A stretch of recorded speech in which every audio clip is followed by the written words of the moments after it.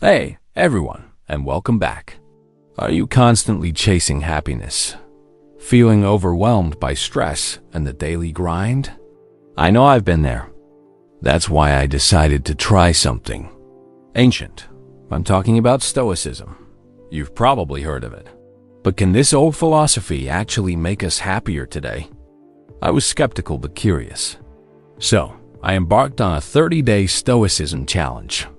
My mission: to see if it genuinely boosts happiness and resilience. Join me as I share the raw, honest truth of this experiment. The highs, the lows, and the surprising discoveries. Let's dive in. First, what even is Stoicism? It's not about being emotionless or bottling things up. That's a common misconception. At its core, Stoicism teaches us to focus our energy on what we can control: our thoughts, actions, and responses.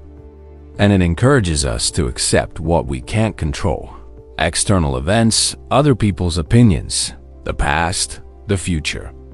Thinkers like Seneca, Epictetus, and Marcus Aurelius championed these ideas.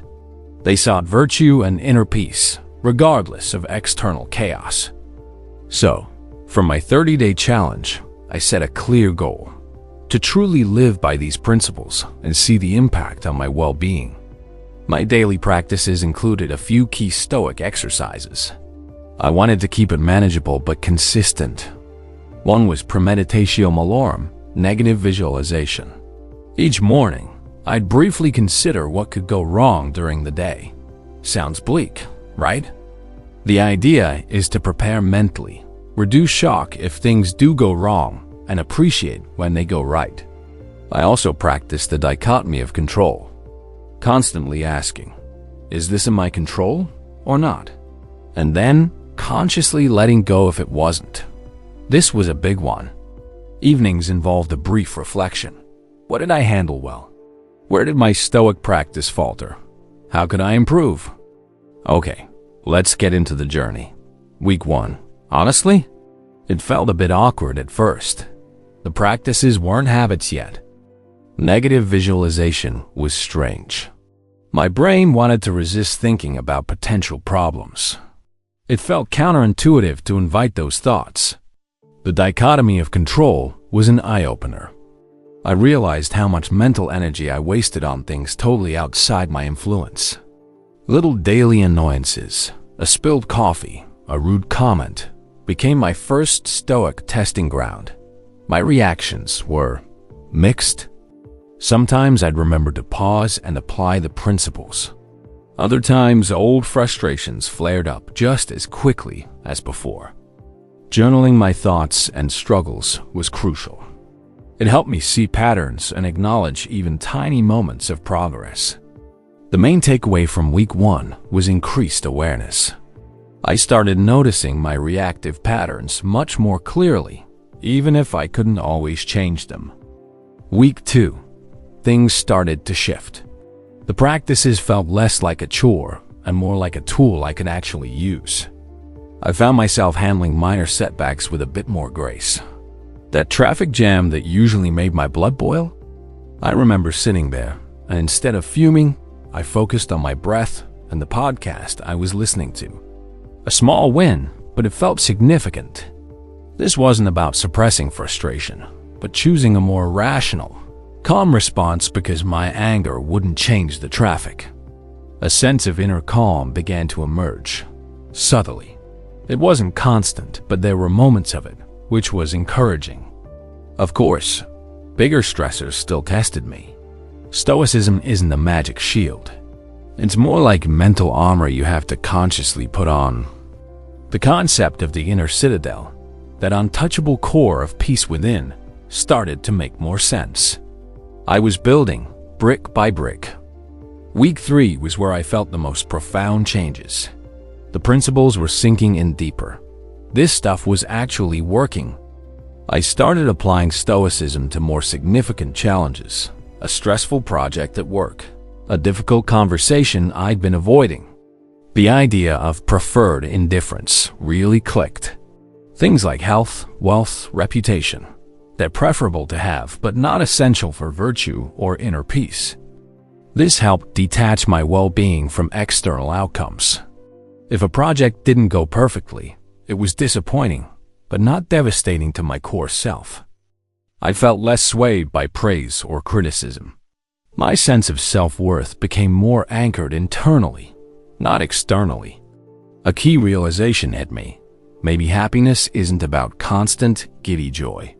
Maybe it's about resilience, contentment, and peace amidst life's storms. My very definition of happiness was evolving. It was becoming less about chasing highs and more about cultivating a stable inner state. And then came week 4, the final stretch. Looking back at the past 30 days, the transformation was noticeable. My overall stress levels were definitely lower. The constant hum of anxiety I used to carry had significantly quieted down. My mood felt more stable. I was less reactive to the daily ups and downs. Things that would have previously sent me spiraling felt more manageable. So, the big question, am I happier? Yes, but it's a different kind of happiness than I initially expected. It's a quieter, more resilient form of happiness. A sense of being okay, no matter what life throws my way. It's incredibly empowering. Stoicism isn't a quick fix or a magic pill. It's an ongoing practice, a philosophy to live by. It requires consistent effort.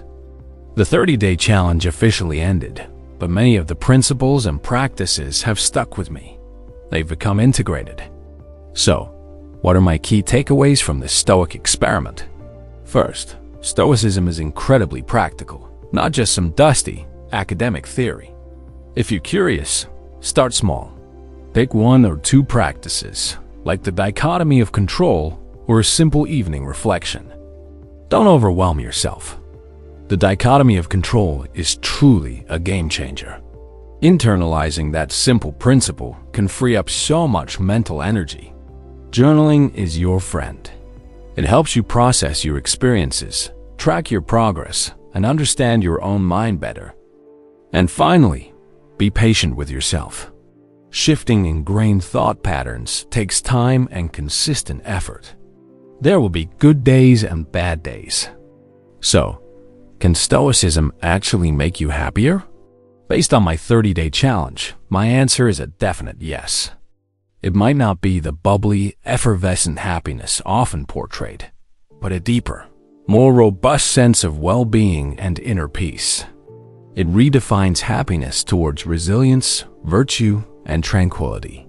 It equips you to navigate life's challenges with greater calm and wisdom. I wholeheartedly encourage you to explore Stoic principles for yourself. Maybe even try your own 30-day challenge. See what unfolds. What are your thoughts on Stoicism? Have you tried any of its practices? Let me know in the comments below. I'd love to hear your experiences. Thanks for joining me on this journey. If you found this helpful, give it a like, and don't forget to subscribe for more experiments and insights. See you next time.